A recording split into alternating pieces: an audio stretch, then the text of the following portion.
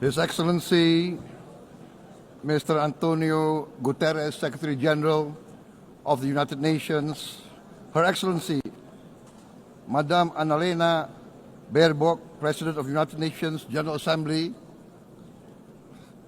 His Excellency, Mr.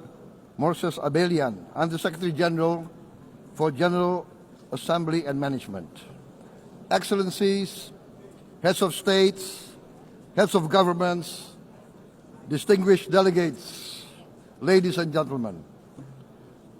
It is indeed a great honor for me to stand in this august General Assembly Hall among leaders and representatives who represent almost all of humanity. We differ in race, religion, and nationality, yet we gather together today as one human family. We are here first and foremost as fellow human beings, each created equal, endowed with unalienable rights to life, liberty, and the pursuit of happiness. The words of the United Nations Declaration of Independence have inspired democratic movements across continents, including the French Revolution, the Russian Revolution, the Mexican Revolution, the Chinese Revolution, and Indonesia's own struggle and journey to freedom. It also gave birth to the Universal Declaration of Human Rights, adopted by the United Nations in 1948. All men are created equal was the creed that opened the way to unprecedented global prosperity and dignity. And yet, in our own era of scientific and technological triumphs, an era capable of ending hunger, poverty, and environmental ruin, we also continue to face today grave dangers, challenges, and uncertainties. Human folly, fueled by fear, racism, hatred, oppression, and apartheid, threatens our common future. My country knows this pain. For centuries, Indonesians lived under colonial domination, oppression, and slavery. We were treated less than dogs in our own homeland. We Indonesians know what it means to be denied justice and what it means to live in apartheid, to live in poverty, and to be denied equal opportunity. We also knew what solidarity can do in our struggle for independence, in our fight to overcome hunger, disease, and poverty. The United Nations stood with Indonesia and gave us vital assistance.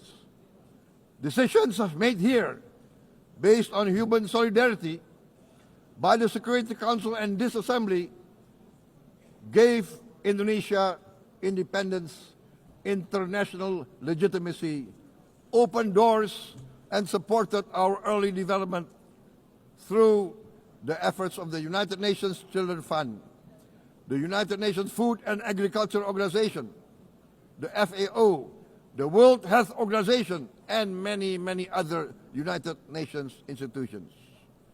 And because of that, Indonesia today stands on the cusp of shared prosperity and greater equality and dignity. Madam President, Excellencies, our world today is driven by conflict, injustice, and deepening uncertainty. Every day we witness suffering, genocide, and blatant disregard for international law and human decency. In the face of these challenges, we must not give up. As the United Nations Secretary General said, we cannot give up. We cannot surrender our hopes or our ideals. We must draw closer, not drift apart. Together we must strive to achieve our hopes, our dreams. The United Nations was born from the ashes of the Second World War that claimed scores of millions of lives. It was created to secure peace, security, justice, and freedom for all.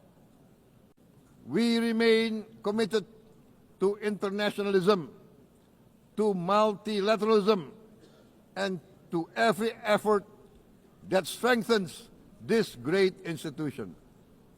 Today, Indonesia is nearer than ever before to meeting the sustainable development goals of ending extreme poverty and hunger.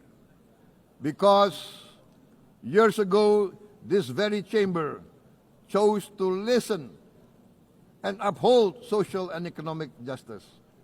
We will never forget. And today, we must never be silent while Palestinians are denied that same justice and legitimacy in this very hall.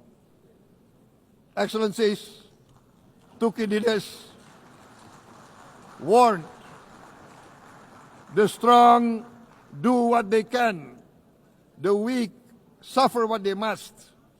We must reject this doctrine.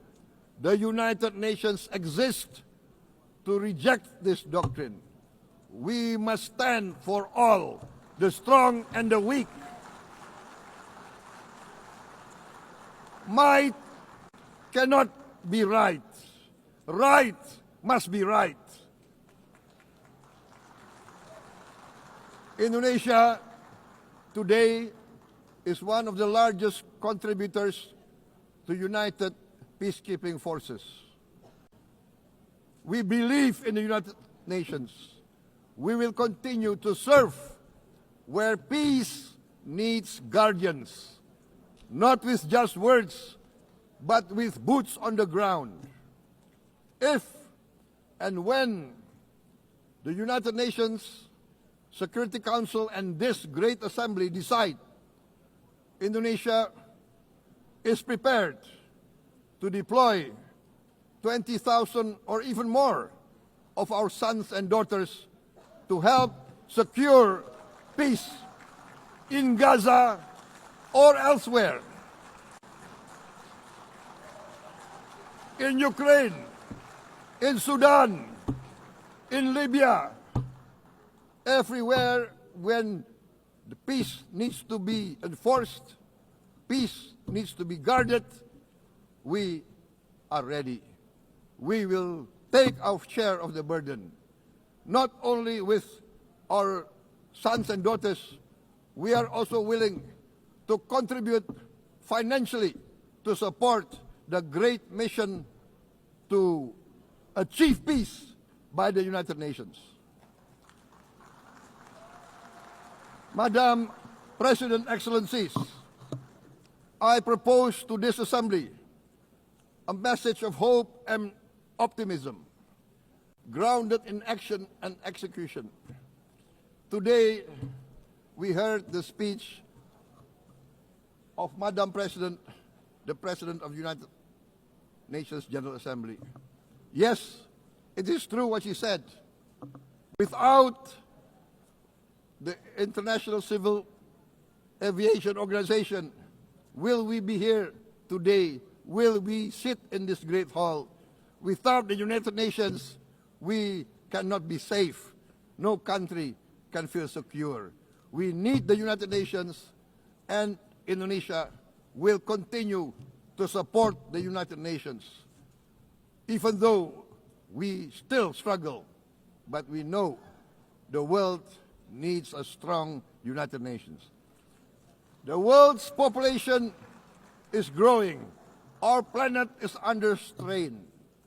Food, energy, and water insecurity haunt many nations. We choose to answer these challenges directly at home and to help abroad wherever we can. This year, Indonesia recorded the highest rice production and grain reserves in our history. We are now self-sufficient in rice, and we are starting now to export rice to other nations in need, including providing rice for Palestine. We are building resilient food supply chains, strengthening farmer productivity, investing in climate-smart agriculture to ensure food security for our children and for the children of the world. We are confident in a few years' time, Indonesia will be the granary of the world. As the world's largest island state, we testify before you that we are already experiencing the direct consequences of climate change, particularly the threat of rising sea levels. The sea level on the north coast of our capital city is increasing by 5 centimeters every year. Can you imagine in 10 years? Can you imagine in 20 years? For this, we are forced to build a giant seawall, 480 kilometers in length. It will take us maybe 20 years, but we have no choice. We have to start now. Therefore, we choose to confront climate change not by slogans, but by immediate steps. We are committed to meeting our 2015 Paris Agreement obligations. We aim to achieve net zero emission by 2060, and we are very confident we can achieve net zero emission much earlier. We aim to reforest more than 12 million hectares of degraded forest, to reduce forest degradation, to empower local communities with quality green jobs for the future. Indonesia is shifting decisively from fossil fuel-based development towards renewable-based development. From next year, most of our additional power generation capacity will come from renewables. Our goal is clear: to lift all of our citizens out of poverty and make Indonesia a hub for solutions to food, energy, and water security. Madam President, Excellencies, we live in a time when hatred and violence can seem to be the loudest voices. But beneath this loud noise lies a quieter truth, that every person longs to be safe, to be respected, to be loved, and to leave a better world to their children. Our children are watching. They are learning leadership not from textbook, but from our choices. Today, still, a catastrophic situation in Gaza is unfolding before our eyes. At this very moment, the innocent are crying for help, are crying to be saved. Who will save them? Who will save the innocent? Who will save the old and women? Millions are facing danger at this very moment. As we sit here, they are facing trauma. They are facing irreparable damage to their bodies. They are dying of starvation. Can we remain silent? Will there be no answer to their screams? Will we teach them that the human family can rise to the challenge? Madam President, we must act now. Many speakers have said that. We must stand for a multilateral order where peace, prosperity, and progress are not the privilege of a few, but the right of all. With a strong United Nations, we can build a world where the weak do not suffer what they must, but live the justice that they deserve. Let us continue humanity's great journey of ideals, the selfless aspirations that created the United Nations. Let us use science to uplift, not use science to destroy. Let rising nations help others to lift themselves. I am convinced that the leaders of the great world civilizations of the West, of the East, of the North, of the South, leaders of America, Europe, of India, China, the Islamic world, the whole world, I am convinced they will rise to their role demanded by history. We are all hopeful that the leaders of the world will show great statesmanship, great wisdom, restraint, humility, overcome hate, overcome suspicion.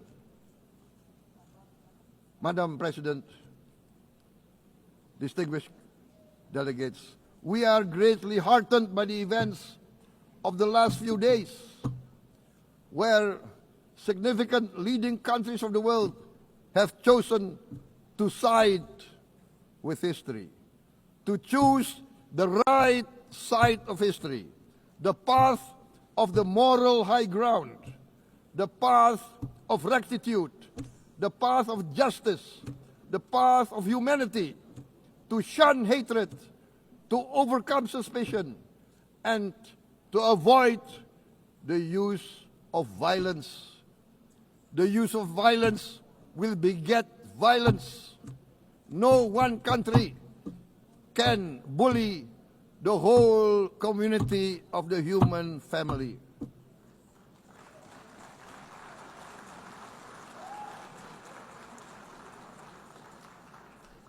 We may be weak individually, but the sense of oppression, the sense of injustice has proven in the history of mankind that this sense of injustice, this sense of oppression will unite into a strong force that will overcome this oppression, that will overcome this injustice. To close, I would like to reiterate again Indonesia's complete support for the two-state solution in Palestine. We must have an independent Palestine, but we must also recognize, we must also respect, and we must also guarantee the safety and security of Israel. Only then we can have real peace, and no longer hate and no longer suspicion. The only solution is this two-state solution. Two descendants of Abraham must live in reconciliation, peace, and harmony. Arabs, Jews, Muslims, Christians, Hindus, Buddhists, all religions, we must live as one human family. Indonesia is committed to being part of making this vision a reality. Is this a dream? Maybe, but this is the beautiful dream that we must work together towards. Let us work towards this noble goal. Let us continue humanity's journey of hope, a journey started by our forefathers, a journey that we must complete. Thank you. Wassalamualaikum warahmatullahi wabarakatuh.